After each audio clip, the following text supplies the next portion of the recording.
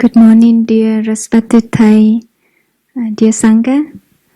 Today is 15th of November, the year 2018, and we are in the late day mindfulness day for the lay friends in New Hamlet, in the rain retreat. And today we are going to learn with each other the Discourse on Love, which is in Saturday evening chanting in the book Plum Village Daily Chanting book. And also we going to share with each other some ways to practice cultivating happiness, cultivating joy and happiness. And on the way to this hall, I pick up an autumn leaf, and I just remember and invite our teacher to be here with me, to be here with us this morning. You hear me well? Okay. The Buddha is an autumn leaf. Our teacher, Thai, is an autumn leaf. And each of us is also an autumn leaf.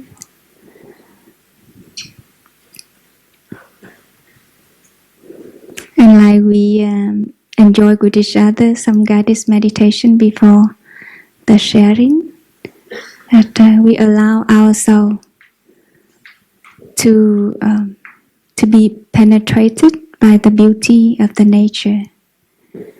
Like in the song, when I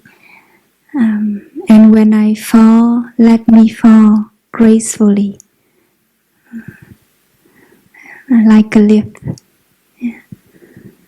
And now the autumn is ripening everywhere. And yesterday yesterday and the day before on Tuesday, in Lower Hamlet, we had walking meditation down to the forest. Yeah, and there's a pond in the forest, and which is full of water. In the autumn, in the summertime, the sister and lay friends will have a community work out there to clear up the branches, the dead trunk and dead leaf, and we make a new path for walking. And I was so happy walking with the Sangha, and just I feel like myself, like I see myself resting in each step, and it's quite easy for us to contemplate resting in the autumn time, in the autumn season. Somehow we penetrate the energy of the cosmos. We absorb the energy of the nature, from the nature, that the trees, plants, all beings are preparing for the winter. And each of us have to really let go of some small habit energy, just like to prepare ourselves for a challenging time, that we would like to focus on the main thing.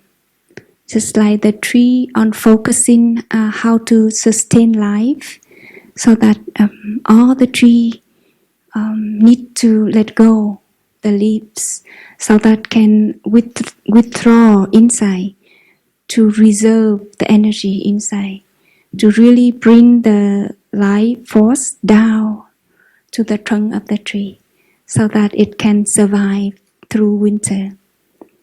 Even we know that the spring is always there in the trees, but all the trees are doing this thing.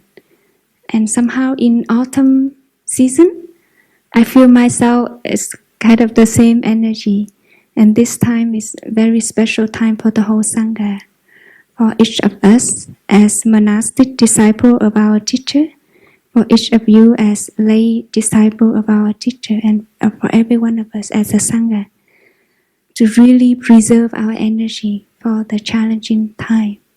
Buddhism, we're preparing the transformation of our teacher.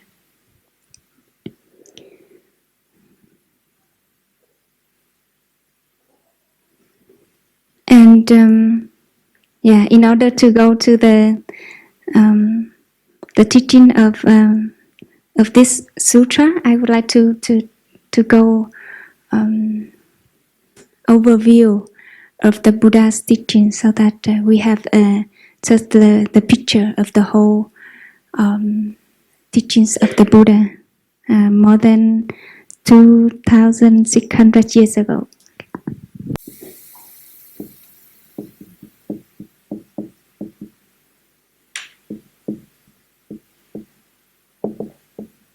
So the Buddha teaching contain the essential teachings of the Buddha can divide into three baskets of three canyon.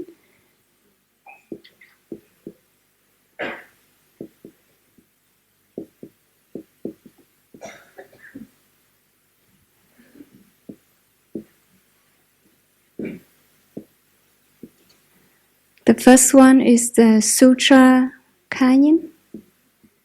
In Pali, we call Sutta Pitaka.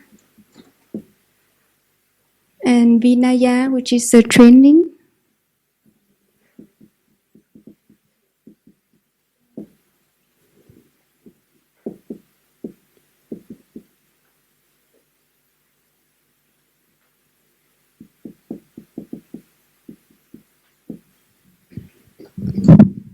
This is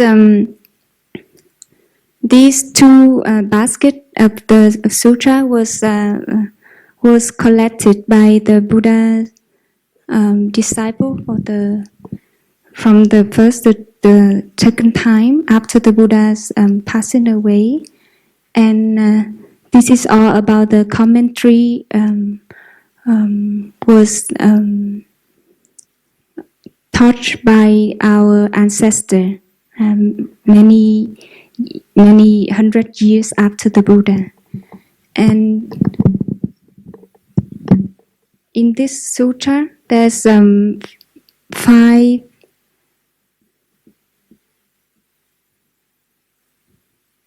the first collection we call Trường Bồ Kinh,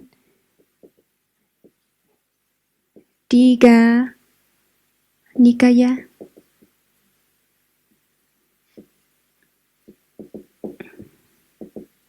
and Mahima Nikaya.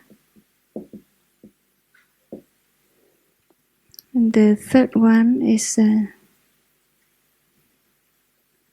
Samyutta Nikaya.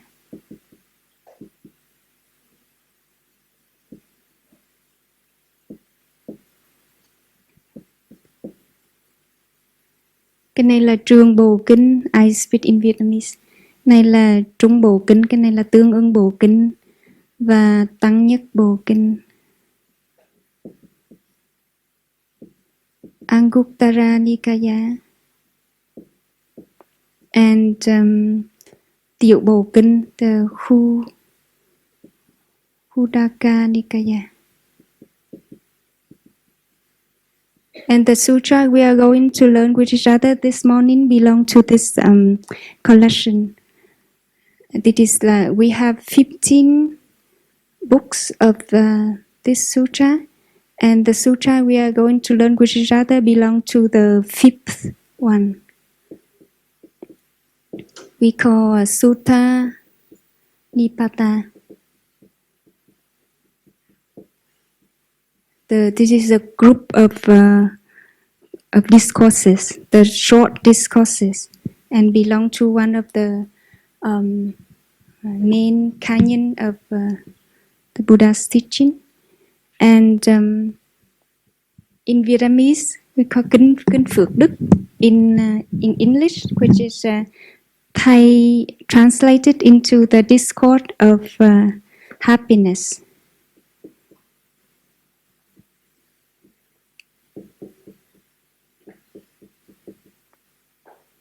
And in Pali, which is the Maha Mangala Sutta,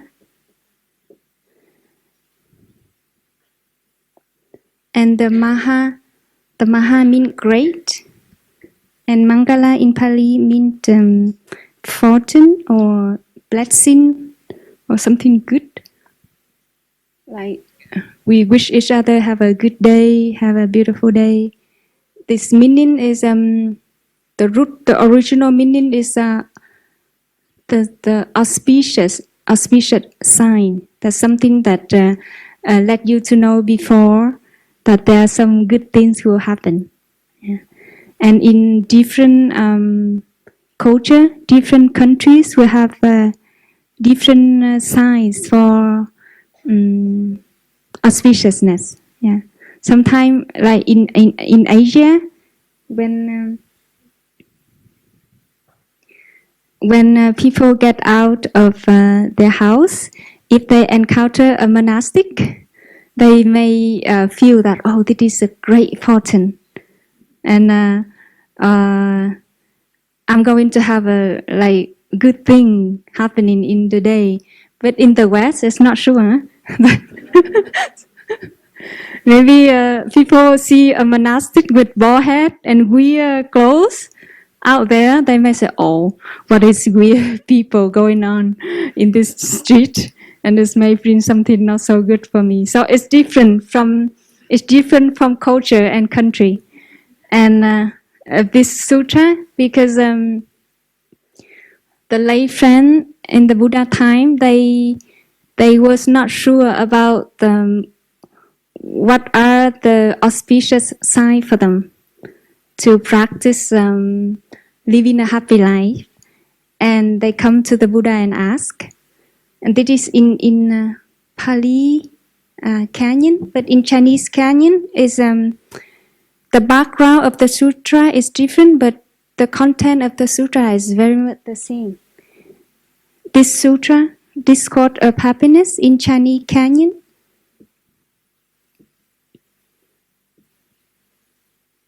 that is we call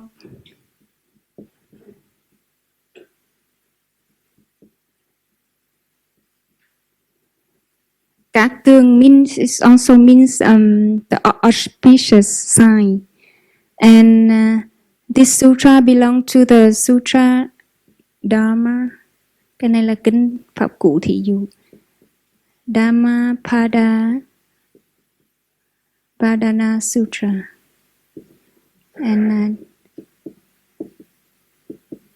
this is chapter 42 in Dhammapada Padana Sutra in Chinese Canyon, and the content is very much the same. The way that they describe how the Buddha taught this sutra is different, but the content is very much the same. That the people ask the Buddha, what can I do? What can I practice for a happy life? And we are going to share something about the happiness. There's two kinds of teaching from the Buddha. We need to understand, distinguish, so that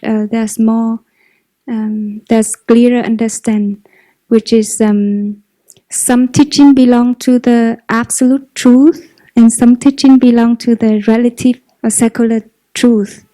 So this sutra describes a relative truth or secular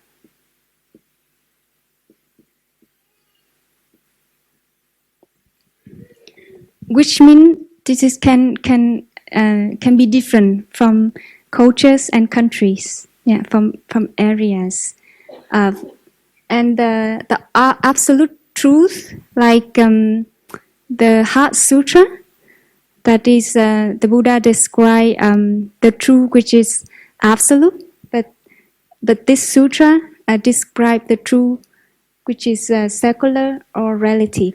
It means that you can apply to our daily life, but also we can combine and observe and understand the culture of that area, so that is will not like create conflict in ourselves.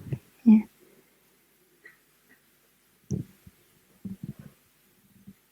And about the teaching of happiness, that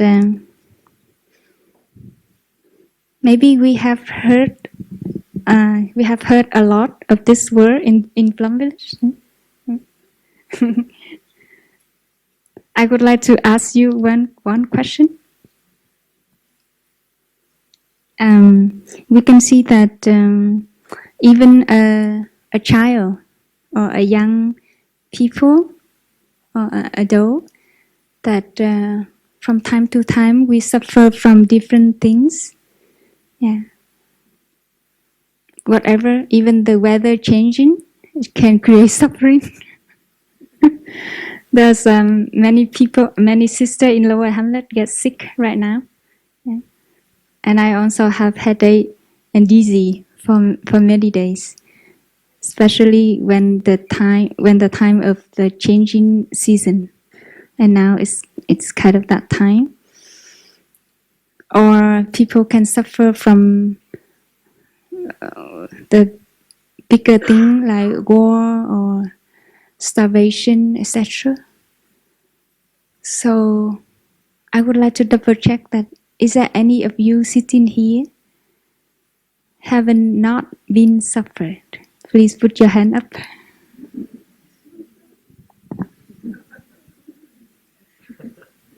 Okay, great relief. Yeah, I think so. Every one of us have been suffered for something. And our teacher always teach us that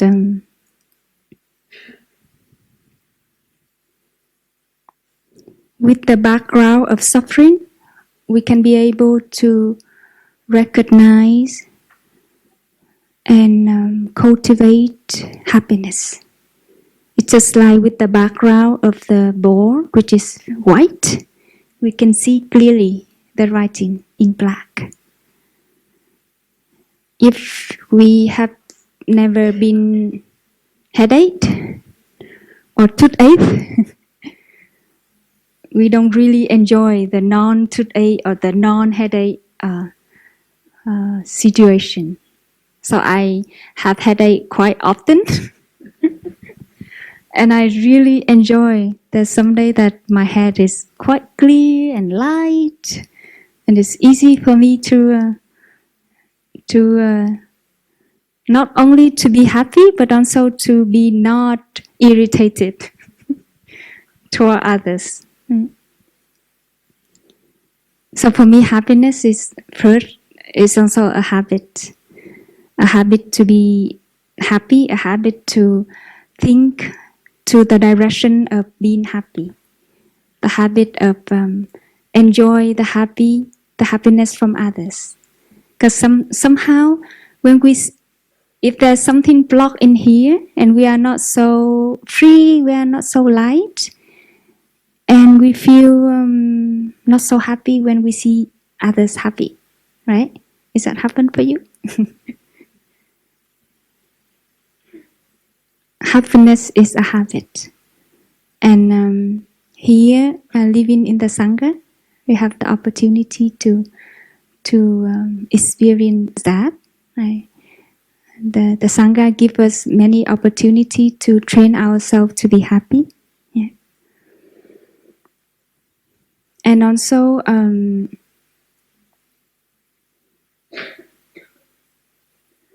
like for some people, when they come and share, we can see that when people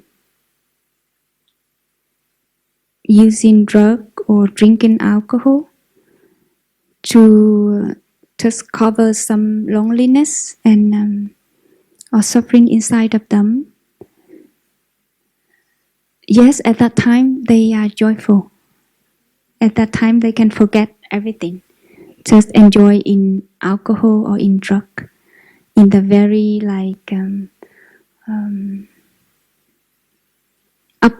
up here feeling. But we can ask ourselves, or we can ask the society the question: is that true happiness? Because we all know that after behind that joy, behind that excitement, there's something.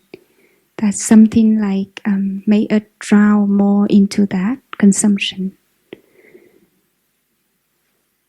And for example, there's a time that when the year 2009,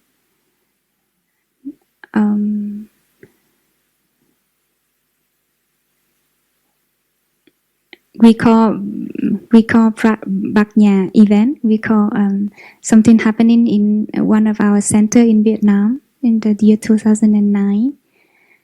We were the monastic and aspirants. We are about 400 people, and were harassed and pushed away from our center for many reasons. That is very long story. And at that time, I was here in Plum Village, and because I spent 4 years with them in Bạc Nhà, and when I was here listening to that news, my heart was so heavy, and I was suffer so deeply about how terrible the people in Vietnam behave like that toward monks and nuns, and we just didn't do anything harm others. We just practice the way. And how come they didn't allow us to stay in the temple? And so Thầy asked me and some sister to go over Vietnam to after just 1 week to help. I don't know how can we help, but Thầy just sent a group of sisters to come to support.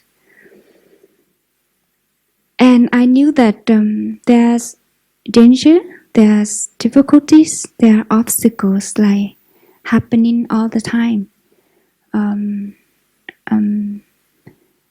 And we even didn't allow to go directly to Vietnam. We have to fly to Thailand and go by bus. It's just like the police can stop us at the airport. So even going to the area, which is I know before, there's a lot of difficulties and sometimes dangers, but I see something fulfilled in my heart. I don't know why. I'm not the person who like adventure a lot or risky. But then when we know that our hundreds of our brothers and sisters are put into a very difficult situations, and somehow the aspiration, the need inside that I would like to be there. I don't know what can I do, but I just like to be there, to be with them, just to maybe to endure together the suffering that we have passing at that time. And even it's going through difficulty, but it's kind of happiness. So for me, happiness is not a pleasant feeling only.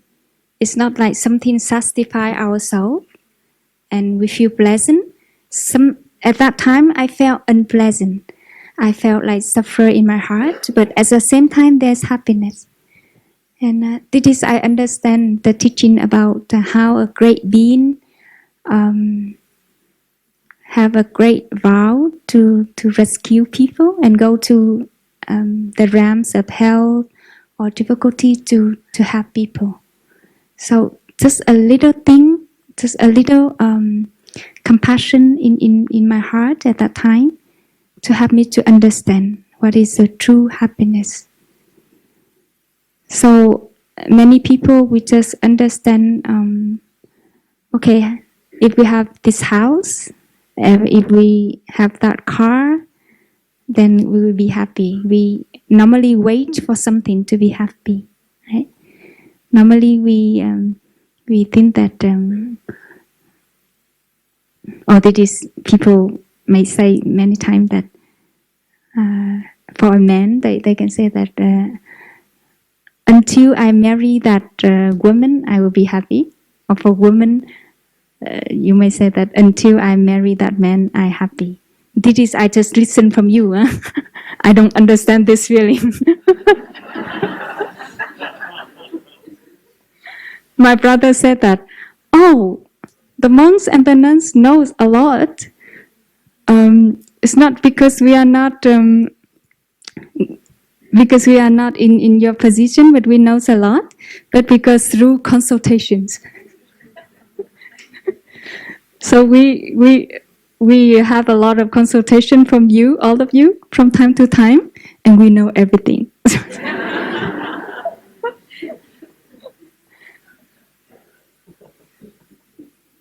Okay, go to the sutra. So on this sutra, I would like to start from the second paragraph that I will read for you. Discourse on happiness. Okay, go through. This is the Buddha's answer. That the upper part is the question from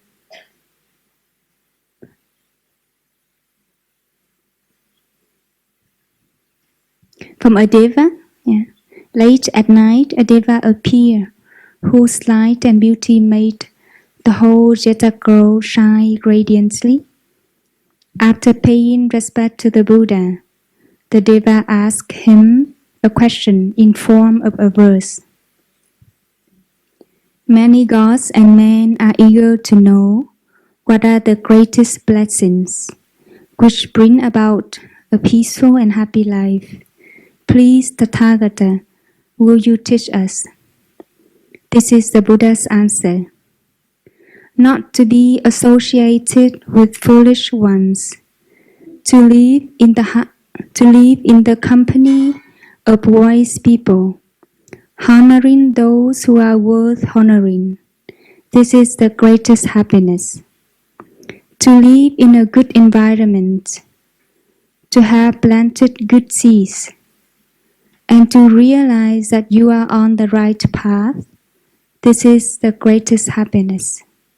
So in these in these two paragraphs, the Buddha talks about the environment and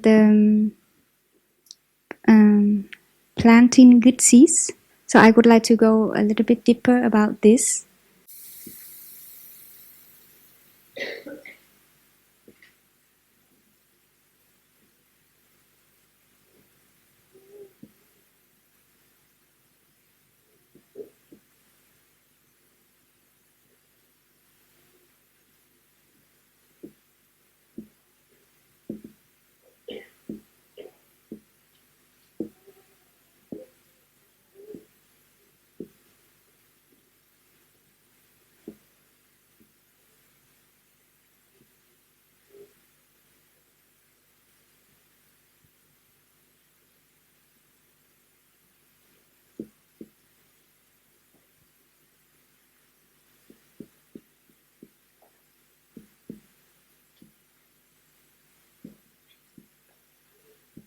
In Buddhist psychology, we call the psychology of the mind that this is the simple way for us to understand, according to the Buddhist psychology, invite the mind into 8 paths that is easier for us to understand. This is the store consciousness, the manas, the mind consciousness, and the 5 senses consciousness, which is the eyes consciousness, the ear consciousness, the nose consciousness, the tongue consciousness, and the body consciousness. And when we live in the environment, it's not only that we contribute our individual consciousness, but we also um, um, be absorbed and also add to the collective consciousness. And sometimes we think that if I say this thing or I say the other thing, is no matter, it will not relate to any of you. I just want to say from my own view stuff. But then actually, the individual consciousness are affected the collective consciousness. Just like when we are here together in this hall, our energy affect each other. Just like the very many way of relate to each other just through our energy. And in the store consciousness, we have also know a lot from, I think many of you know a lot about this teaching, that there are many seeds in our store consciousness that including wholesome seed and unwholesome seed. Wholesome seeds just like mindfulness, faith, happiness, joy, etc. As well as the unwholesome seed like anger or jealousy, or despair, etc. And the quality of our life depends quite a lot on this seed, on the quality of this seed. And also, as we can together contemplate the image of the garden. There's a gardener who sow a seed of, for example, of lettuce or of carrots or any plants. And suppose he already did the soil up and put the seed down to the earth. And the weather is quite nice. There's a lot of sun and enough rain, and also appropriate manure. And I think the happy farmer, they can understand this a lot more than me. But then the last condition, which is the earth. So we need to give space and time for earth so that the seed can sprout, right? I just thinking about, there's a gardener who is worried sometime, and he would like to make sure that the seed is still there, and make sure that just would like to see what is going on with the seed. And after one day, he go to the garden and did the soil up and look, okay, you were there, and then put back down. And after 3 days, did the soil up again to make sure to see the seed is there. So what's happened? I don't think the seed will sprout on time, or if it sprout, it is quite weak in the future. It's the same like us. It's the same like for our mind. If we sow the seed of, for example, mindfulness, yeah, we come here and you are to do everything in mindfulness. You are guided to eat in silence, to walk in silence. That is, we are sow the seed of mindfulness in store consciousness.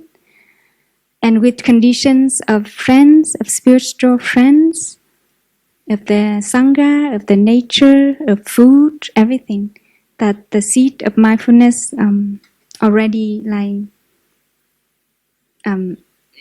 was in the earth, in the soul consciousness, in the earth of our consciousness already. The last thing we should do is just we give time and space.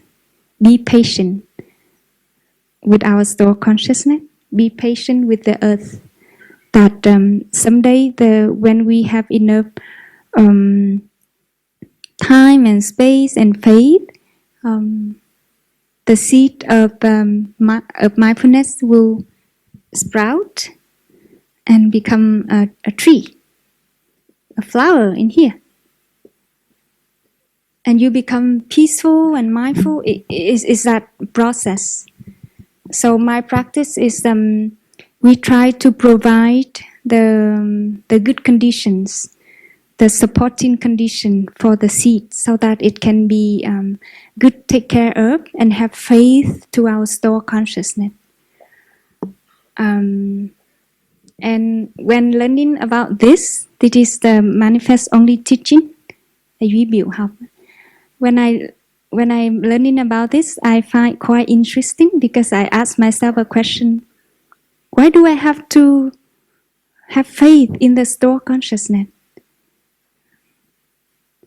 How we know that the store consciousness can take care of everything? That we can see that I'll try too hard, but my habit energy is stay still, no changing. And after 3 weeks or 2 months, 3 months, and a year in Plum Village, I see my anger is still there.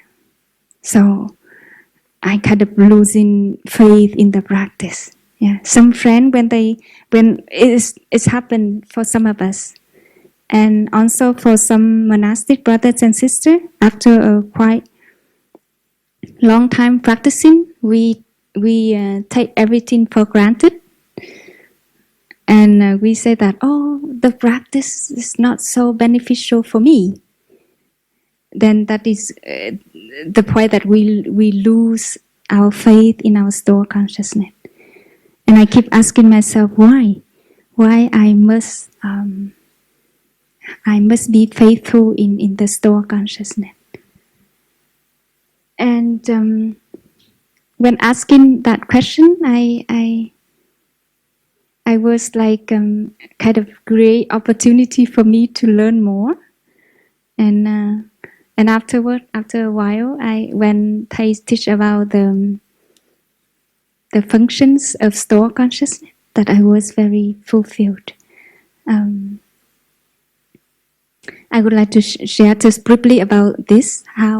Why do we practice being faithful in our store consciousness, and let the store consciousness take care of our life. The one example that Thầy gave us quite often about how to describe the role of store consciousness, that a person who learns to drive, that at the beginning, or learn something at the beginning, he need to spend a lot of energy to try to control the car, how to use the car, how to understand the car, etc. And he need to use the mind consciousness all the time to really control the car. But after a while of driving, he gets used to it. And actually, when you drive, you don't really focus a lot in driving.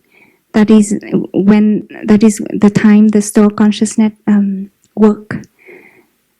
And even that, if there's something happen, can bring danger for you and for your passenger, the store consciousness reacts very quickly. He can turn or make something, or you break anything to really save ourselves from the situation. That is also the work of store consciousness.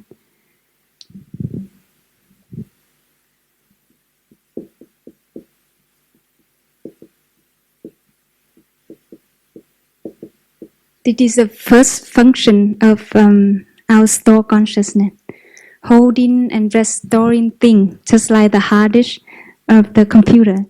Whatever we say or we think, or we through these senses, through eyes, ears,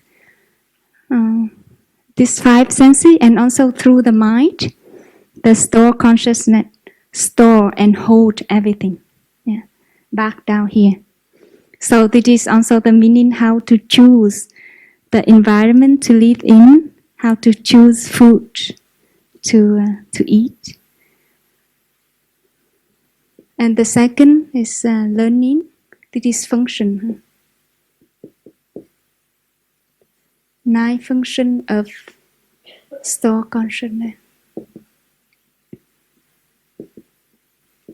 And the store consciousness have the function of learning.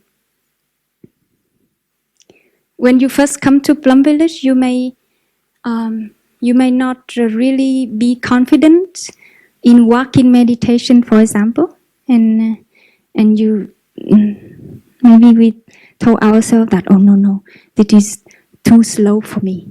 I'm like better than I should walk a little bit fast, things like that.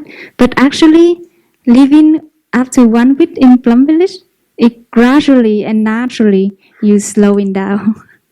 This is a capacity of store consciousness that you observe things and learning things and changing.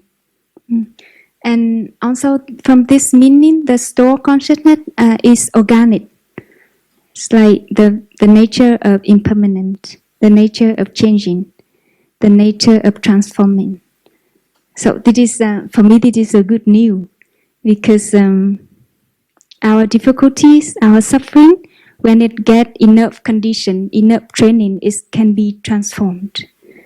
It is not something like stuck and stay there forever. And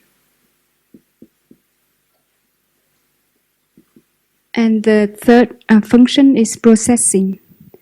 Yes, it's receive information and is processing, so that is will produce the most beautiful results for us.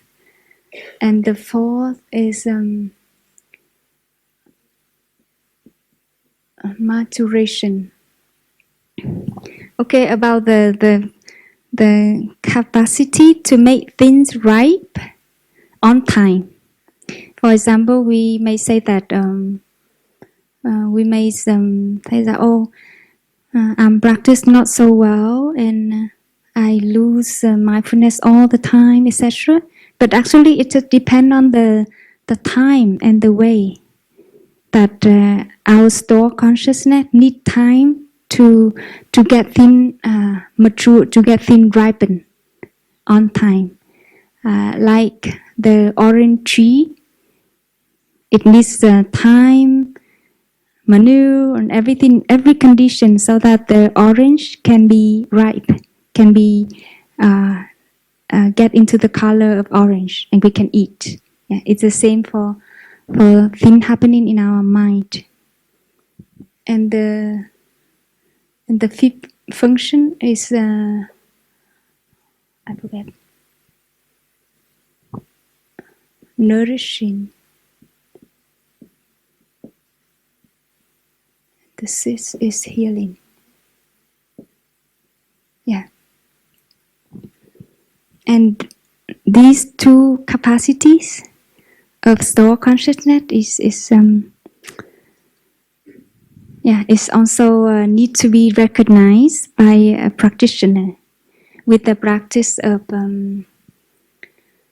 sitting meditation, walking meditation, eating in silence, etc., we allow ourselves to be nourished and to be healed by the beauty elements in ourselves and in the Sangha, in the environment. And in the sutra, the Buddha taught that to be able to live in the environment, this is the greatest happiness. For me, this is really related to each other. When you, for example, you live in Bordeaux and in Paris, in Amsterdam or in Hanoi, this is a very busy and crowded city. And after a long arrangement, you come here, and even you haven't arrived to a countryside yet, but it's just when you get out of the busy city, you already feel very well, and you already feel light inside and with the full of the green around. Yeah, that's one time I went to Italy with my brothers and sister for a retreat, a quite long retreat, which is 1 month. We go to different places to have retreats there, and it was in springtime. And after, yes, we go to Pisa and many big city in Italy, and also went to visit Venice. And it's, yes, it was very beautiful, but it was very noisy for me. And at the time that we are able to take the train back to Verona, where we were staying together before we come back to Plum Village, I felt so relieved. Oh, it's just like all the noise and the tent in my head. So I understand this feeling when we just like go back from Paris or from Bordeaux to Plum Village. Even on the way to here, we already feel very fresh already. So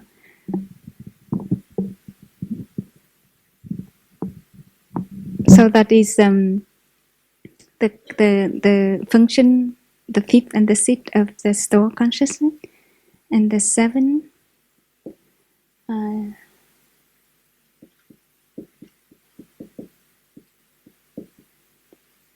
The eight. Cái này là từ leo lại, cái này là duy trì sự sống, sustaining life.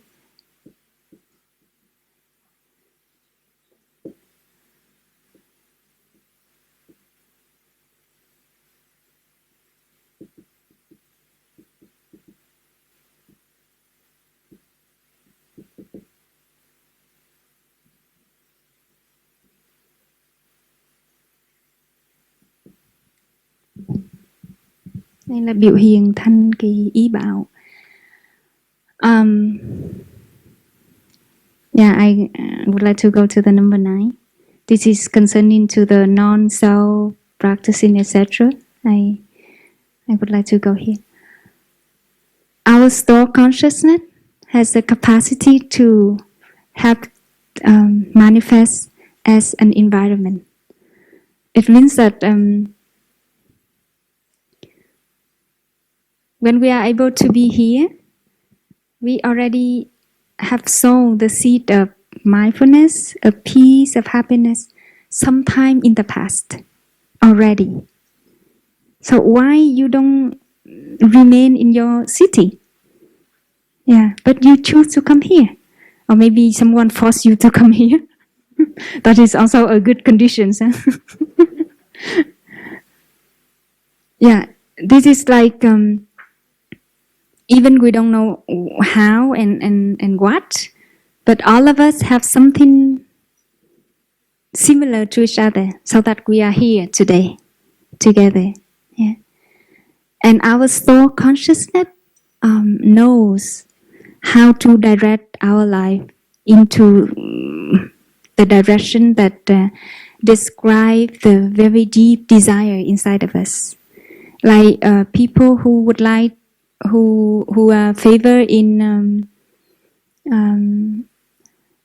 singing, they can form with each other. Or people who are favor in art, they find each other. And we, in favor of a happy life, a mindful life, we are finding each other. Is that meaning? So be patient, and for me, be patient and be deep, be ourselves, so that our capacity of autopilot can direct us to a very good environment, which is express our deepest aspiration.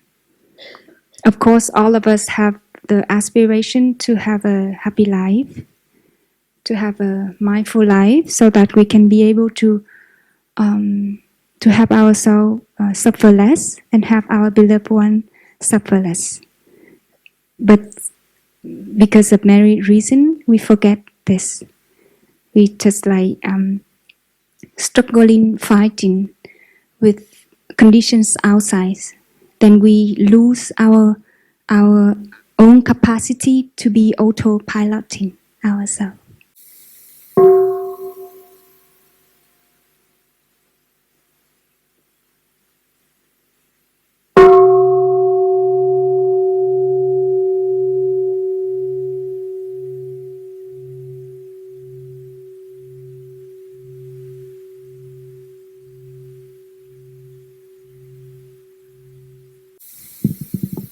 Okay, then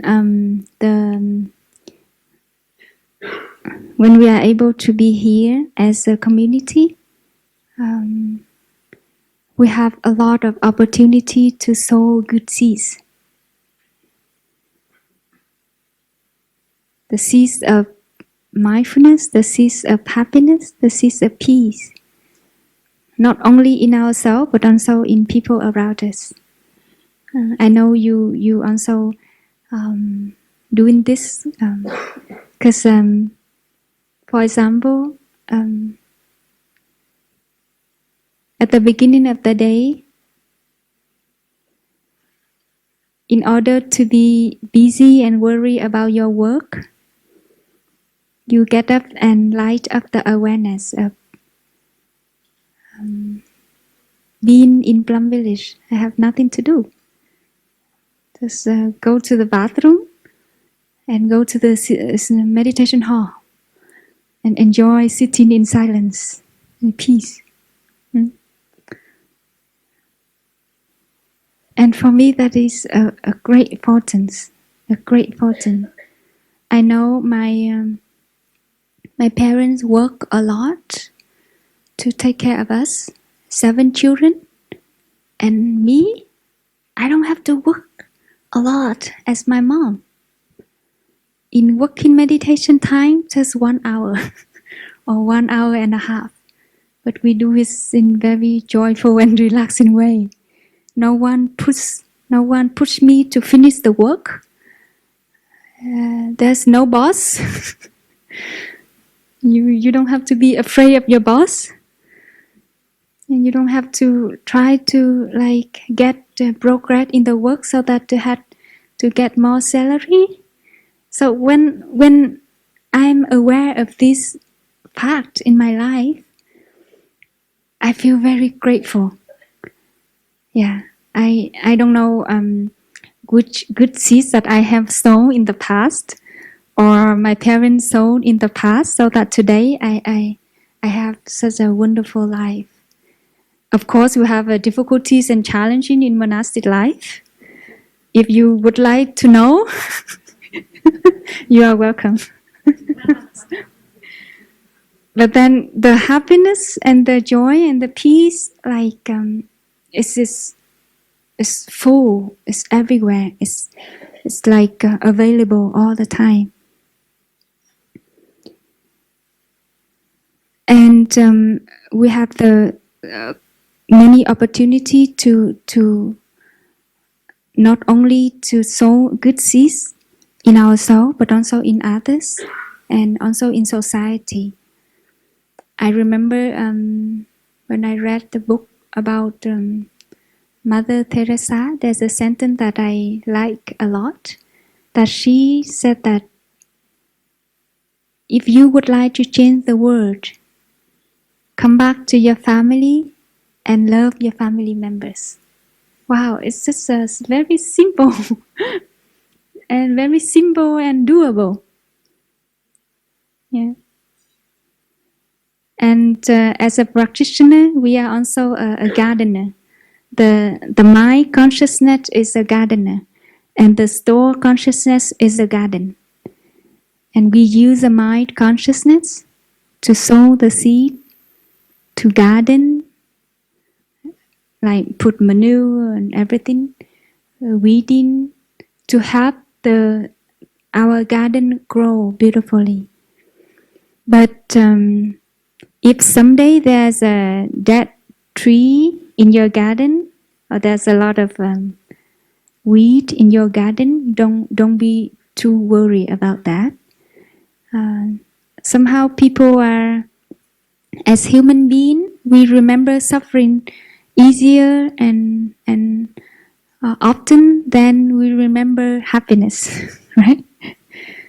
Like during a day, there's like 10 times a moment you feel happy, and suppose that one time a moment that you feel difficult with someone. And somehow at the end of the day, you remember that difficult moment more than the other 10 times of happiness. So that is I would like to suggest one exercise for all of us. That's how many days you remain in Plumless. Please um,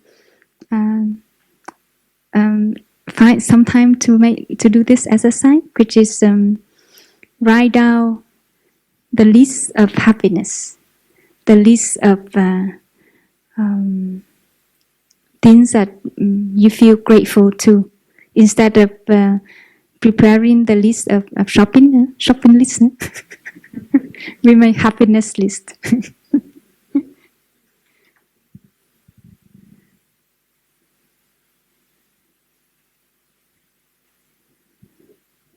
Even an autumn leaf can be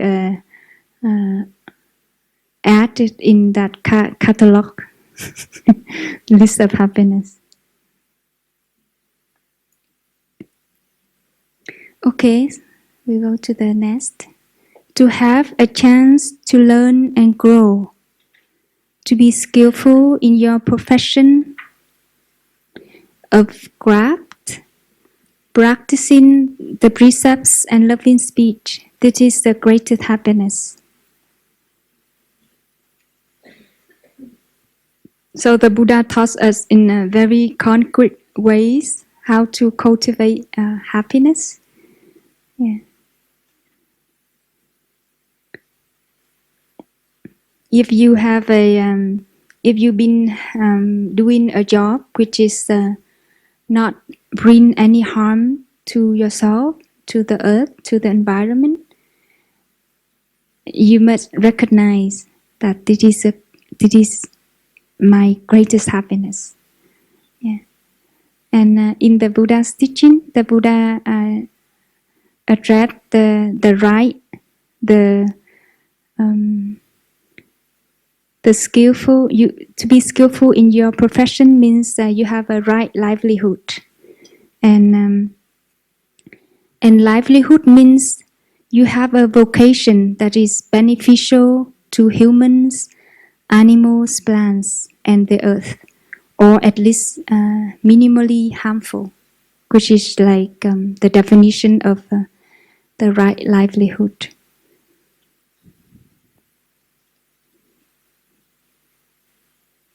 Yesterday in Lower Hamlet, the group of sisters offered to the monastic sangha a presentation on the topics about the environment, protecting planet Earth, and global warming, etc. And there is a research from Sister Yak Eng. I was impressed a lot that she worked on the transportation of Lower Hamlet sister, and how transportation of the community have reducing the global warming. And she counts that in 1 month, the whole sangha, monastic sangha, we are about 60 sisters, and in 1 month we drive 53,000 kilometers for 1 year as a city people, huh?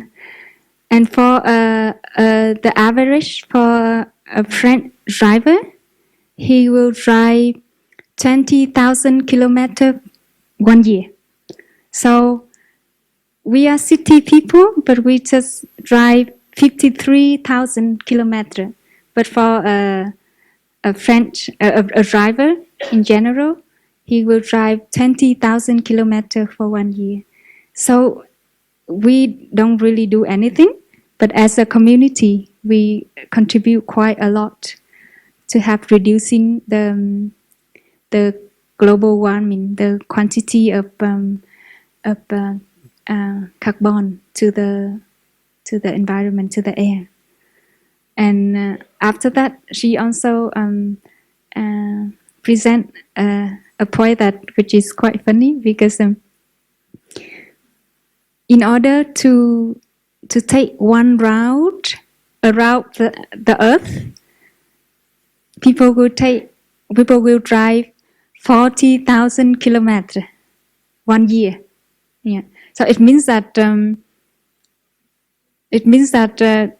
as city sister in Lower Hamlet, in 1 year, we make one more round around the planet Earth. So it's also the sister told me it's also still a shame. We use a lot of energy, but then it's already a good news, huh? Right? Because if we live as individual, we use quite a lot the car. Yeah. And she also presented the 4 ways of supporting transportation to reduce using car. And one of that way was we were thinking about bicycle. And the sister was so happy with that, because there's many long-term trends in Lower Hamlet using bicycle. Even electricity bicycle is already wonderful.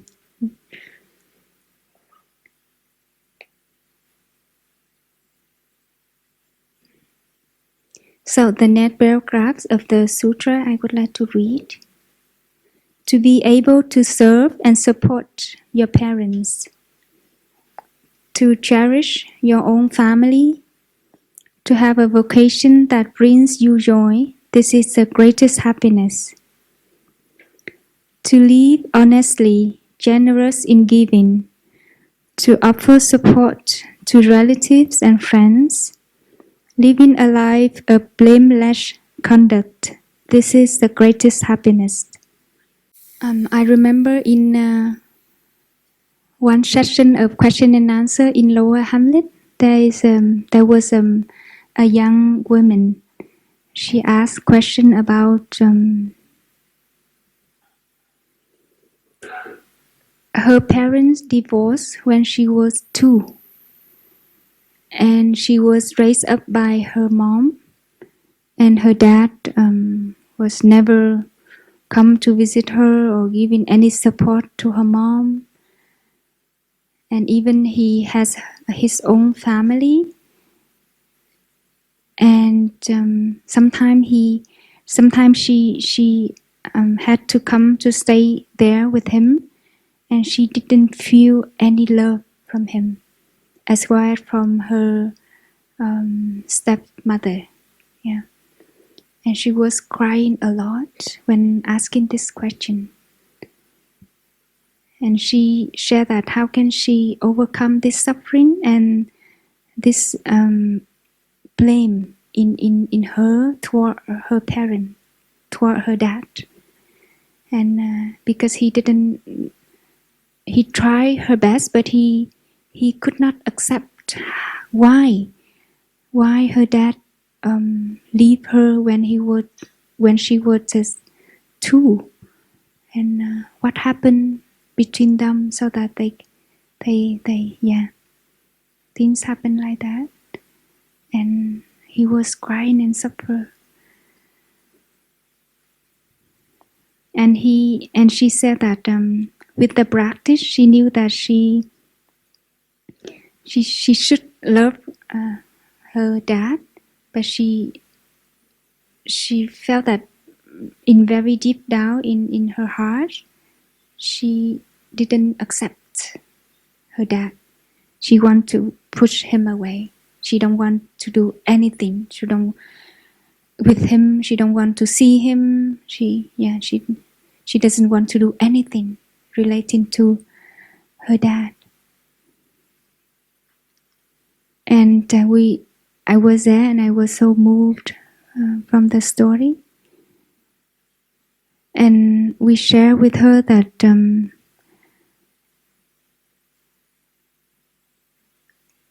I asked her that, dear friend, do you see that you are more lucky than your dad? And she didn't understand why I asked that question. But actually, I see that she's more lucky than her dad because she knows the practice. She know even deep down in her heart that she didn't accept, but she knows that she wants to reconcile with her dad, and she knows how to breathe, to embrace her suffering. She know how to do walking meditation. Even she live in Paris. She practiced walking meditation in the park in Paris, and so many people pass by and stop and stare at her. But she shared that I saw she's very courage to keep practicing, and we share that we are lucky because we know the practice. For me, just that point, because of the suffering that our parent could not continue, but there's no parent on this earth not love their children, just because out of some reasons, just because they cannot embrace their suffering, their difficulties. And maybe that suffering was transmitted from her parents, from their parents too. Maybe your dad was suffer as a child. So just by practicing, we have the way. Even our compassion and our mindfulness is not strong enough yet to embrace this suffering.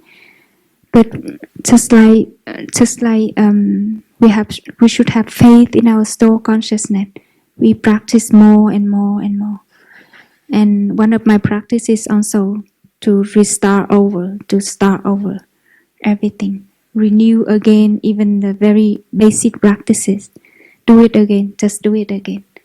After some times, we feel that we are not interested in sitting meditation anymore. We need to be creative to renew your practice. Do it again and again and again. Yeah. And with this line of the teaching from this sutra, I see that in order to practice being happy in our soul, we would like to be fulfilled the two needs of all human beings, which is understanding and love. We have that needs inside. We want to have understanding and love from others, and also we would like to be understood and loved by others too. They can be our parents, our friends, our relatives, our neighbors, or even nature, etc.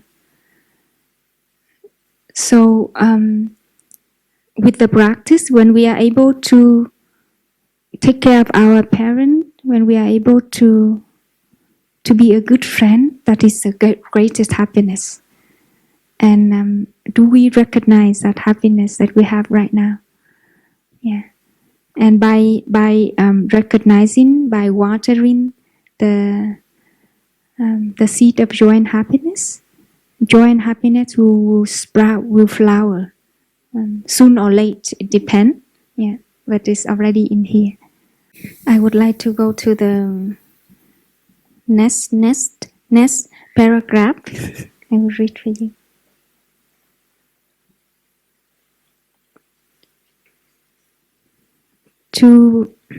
To persevere and be open to change, to have regular contact with monks and nuns, and to fully to fully participate in Dharma discussions. This is the greatest happiness. To live diligently and attentively, to perceive the noble truth, and to realize nirvana. This is the greatest happiness. To live attentively here means to live mindfully. Yeah. And in the sitting exercises of breathing, in the sutra, the awareness of breathing, the Buddha taught sitting exercises of breathing. And the exercise number 5 and number 6 was teaching about cultivating joy. I breathe in and I breathe out. And cultivating happiness. I breathe in and I breathe out.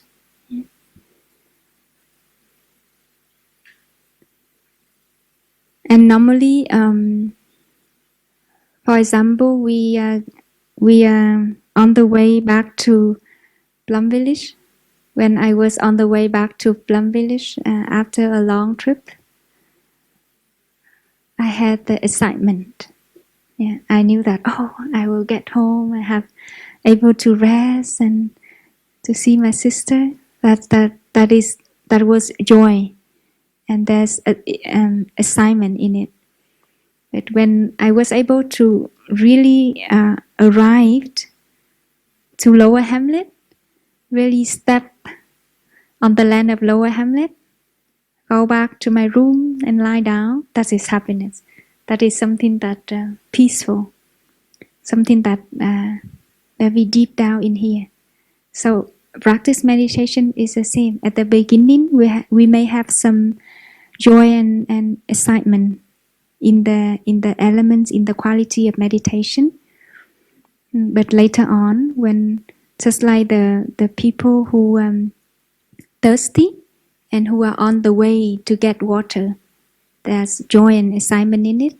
But when he drink the water and the water go in the body, you feel the freshness of the water. That is happiness, which is something that very deep.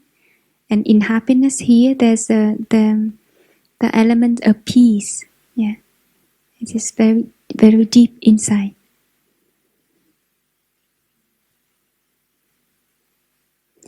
And instead of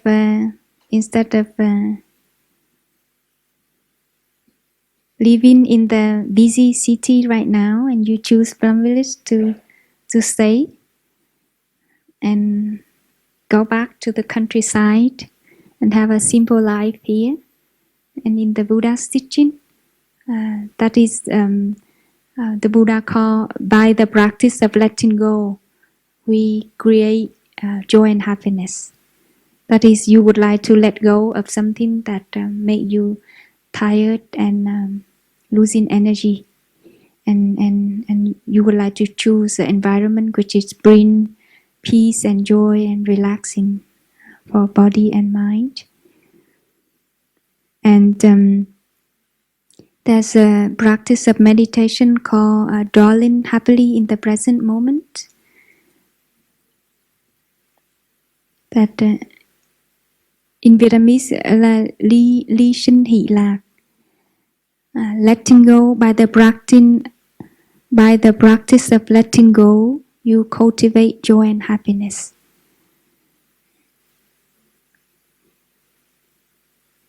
For people who think that in order to be happy, I need to have that house, that beautiful house, or in order to be happy, I need to have that car, I need to buy that car. And the Buddha asked that whether that is your cows. There's a sutra the Buddha was teaching about. There's a farmer who lost his cows, and he was very worried and running around the hamlet to try to find the cows. Yeah. And the Buddha told the monk that, monks, you are lucky, you don't have any cows to lose. Yeah. And from that sutra, our teacher teach about letting go of our cows. Yeah. That if you have any cow which is you are caught in something, prevent you from being happy, you can recognize that is like a cow. And that obstacle prevent us from being happy, maybe the idea of happiness. That the idea of a house, an idea of a car, an idea of a partner, etc. Or for the monastic, maybe the idea of liberation. That I need to be liberated, then I'll be happy. Things like that. Sometimes I noticed that I was caught in the idea of freedom. Yeah, I want to be free. I want to practice in order to be a free person or a happy person. And if I am not careful with my practice, if I am not stick to the basic practices, I see that that idea is easy to lift me up to the sky and to start dreaming about the liberation and other stuff. And the second suggestion from the Buddha about the practice of cultivating happiness is định sinh hỷ, niệm sinh hỷ lạc, mindfulness. The practice of mindfulness help to cultivate joy and happiness.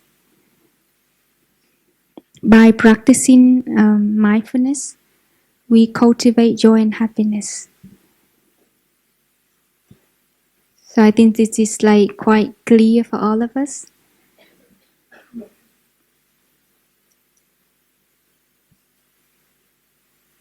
And in here,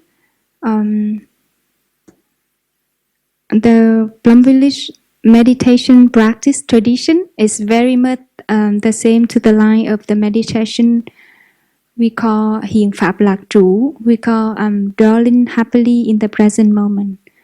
Krista Dharma Sukha Vihara. This word it's repeated quite a lot in here.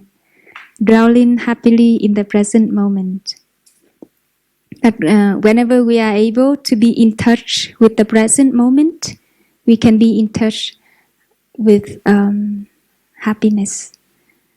And by the practice of breathing, like the exercise, the number 5th and number 6th in the sitting exercises of breathing, cultivating joy, cultivating happiness, we continue to maintain the practice about mindfulness and to support it in every day in the daily activity, so that we are able to like more and more cultivating the energy of mindfulness. Like when we first enter the practice, we normally see that our awareness is very weak. We forget all the time.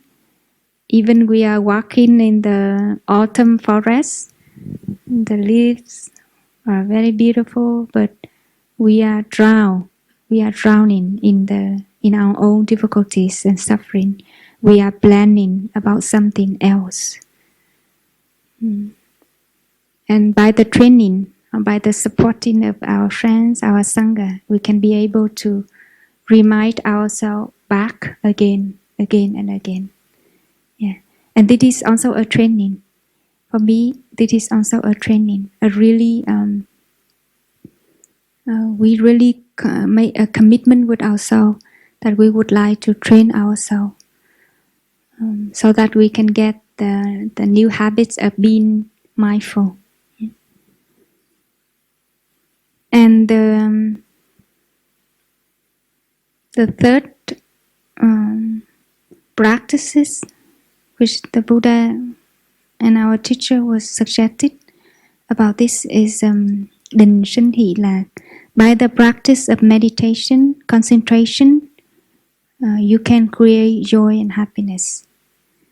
So the mindfulness, concentration, and insight are essential teaching of the Buddha's teaching. And actually, one contains the other. When we practice mindfulness, in mindfulness there's an element of concentration and insight. And in concentration there's an element of mindfulness and insight too. And the fourth method is Tuệ sinh hỷ, là insight. By the practice of insight, you create joy and happiness. He is joy and lack is happiness.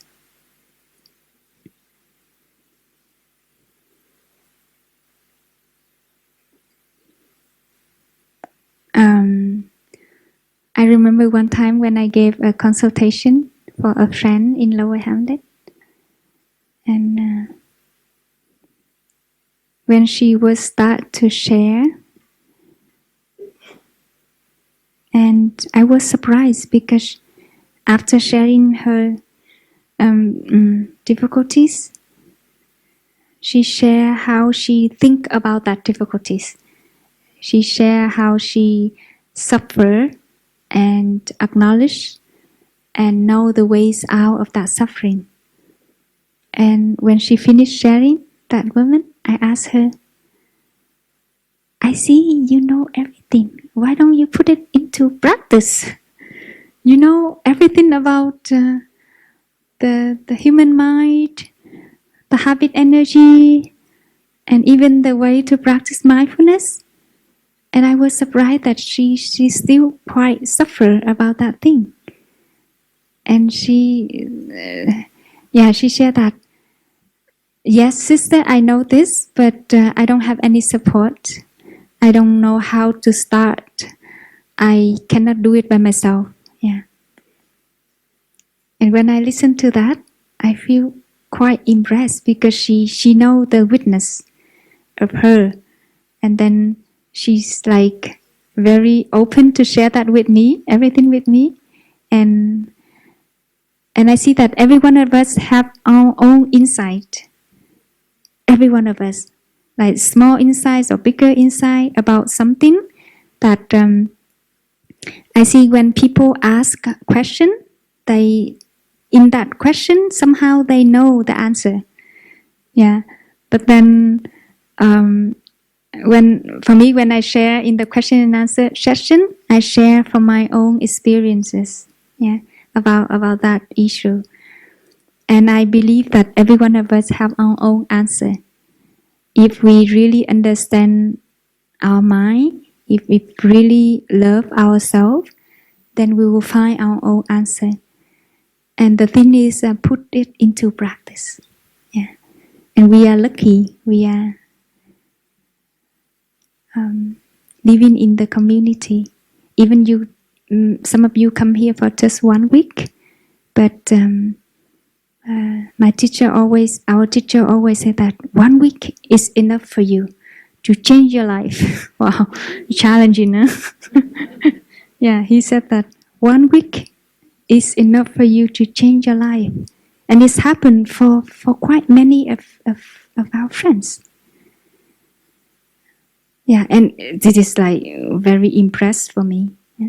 Many of them come back for second time and third time. Yeah, it's normal, but then there are some of friends just come in for 1 week, and they really take good use of the time of 1 week.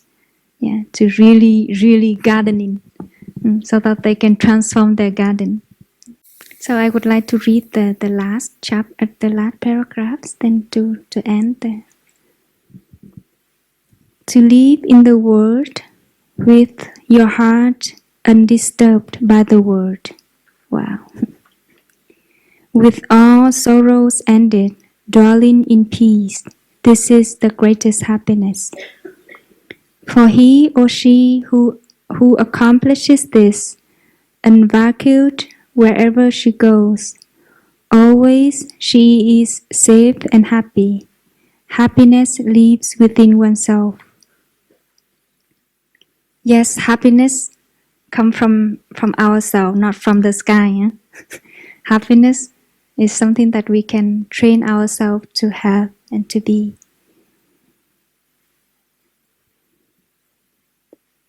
And when I prepare the sharing this morning, I write down a sentence that's Thai, I'm going to share for you.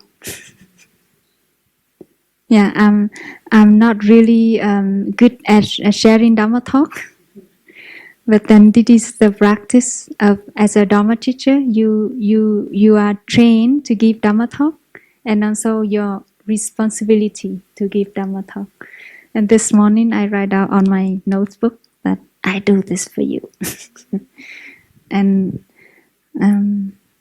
yeah, by this I invite Thai to be here with us. And in order to end the sharing this morning, I would like to read for you some paragraph in one of Thai's poem that I like a lot.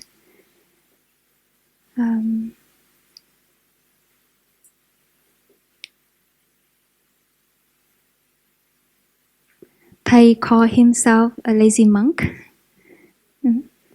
A lazy monk have done quite enormous things, yeah, for the world. And for me, Thai is a happy person. And when being around him, I see that in very small things, Thai is able to be happy. Wow, amazing! Even above a flower. That's one time he walked me around his garden to watch the bulb of the a plum flower was blooming, was about to blooming. Yeah, and his face, his expression was full of joy and excitement. And he was 80 something at that time, and I was 20 something, and I was like surprised by this happy and joyful and excited old man with watching and enjoying the bulb of the flower. That image like sit in my heart all the time. Whenever especially I feel a little bit bored for something. And also we are very moved when Thầy decided to come back to the Truth Temple and stay. Yeah, you know that, huh? This poem was composed by him when he was in New York, in America, and was asked by his brother in the Buddhist delegation to go back to Vietnam to help, to call for peace. And he knew that he had wounded, and even with the love and the faith in his heart, but he was not healed yet by the wound he got during the Vietnam War. And in this poem, Thầy was talking about the two hands. Here is my two hands. I would like to bring back for you. You is here. Thầy call like a beloved one. It's Buddhist association. It's Vietnam people, Vietnam country that he would like to offer his hands, the hands of a young people, full of love, full of faith, full of hope. Because at that time there was many young people already losing their hope, that they came and asked Thầy about Thầy whether this war end sometime. And even in the very dark time, Thầy feel very painful in his heart about the very long time of the war at that time. But he shared that I had to breathe deeply before I answer that question, because If I answer no, we have no hope, that I kill the hope in the young people. So Thầy answer in a very skillful and compassionate way to young people that as the Buddha teach, everything is impermanent. War is impermanent. As a community, as a Sangha, we need to cultivate and nourish our hope in our heart.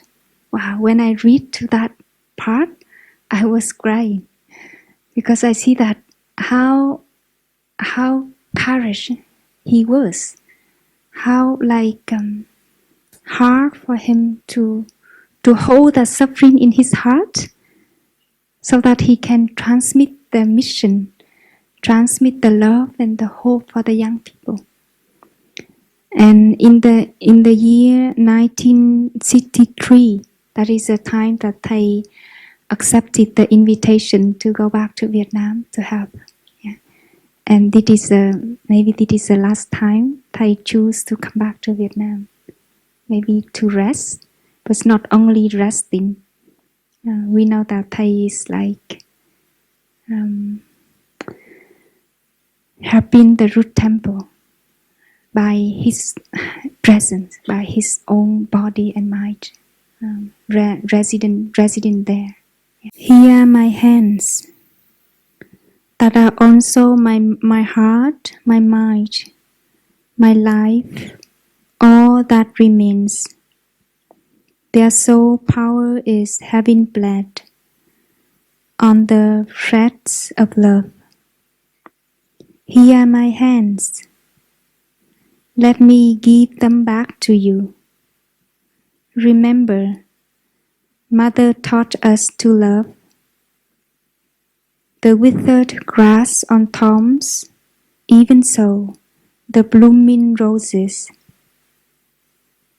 For them, as for everything, love is the immaculate morning dew. Here are my hands. With bowed head, I give them to you. Look, the old wounds have yet to heal. Their blood is still fresh. And on the fingertips, your soul may rest, as the dew rests, glistening on the trampling blades of grass. Here are my hands, reborn once again, but still carrying old wounds. And here is my smile, because I never hated. And here is my heart, my pure heart, from days gone by. Here are my hands, brought back to you, unhealed beneath their bandages. I pray they will not be crushed again, and I beg the stars to be my witness.